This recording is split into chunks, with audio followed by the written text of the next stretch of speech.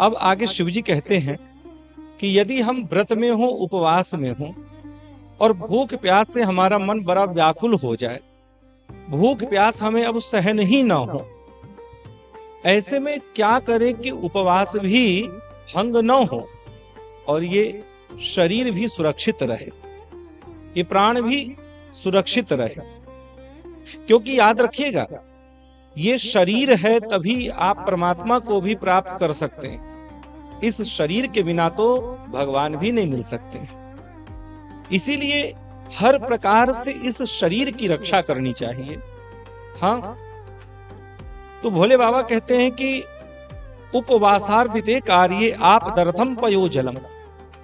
यदि भूख प्यास से हम व्याकुल हो रहे हो, मूर्छा आ रही हो, तो क्या करें? कहा कि भुंजन्न प्रतिघाती स्यात् ब्राह्मणा ननु मान्य च। ऐसी अवस्था आ जाए तो आप अपने पुरोहित के पास जाइए, आप अपने आचार्यों के पास जाइए, यानी ब्राह्मण के पास जाइए, किसी ब्रह्मनिष्ठ ब्राह्मण के पास, कर्मकांडी ब्राह्मण के पास, अथवा अपने गुरु जी के पास भी आप जा सकते हैं और जाकर के अपनी स्थिति बताएं। और यदि वे आदेश कर दें कि जाओ जल या दूध पी लो, तो व्रत में यदि ब्राह्मणों के आदेश से प्राण की रक्षा करने के लिए जल या दूध का सेवन कर लिया जाए तो व्रत भंग नहीं होता है। ये स्वयं शिवजी कह रहे हैं, भोलेनाथ कह रहे हैं। क्या कहते हैं? तो उपवासार्थिते कार्ये आपदर्थम पयोजलम भुंजन्न प्रतिघाती स्यात् ब्राह्मणा ननु मान्य च।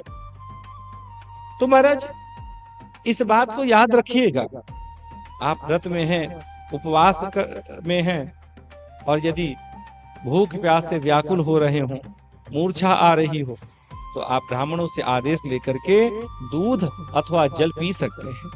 इससे आपका व्रत भंग नहीं होगा, उपवास आपका भंग नहीं होगा और प्राण की भी रक्षा हो जाएगी। तो इसमें कहीं भी आपका व्रत टूटेगा नहीं।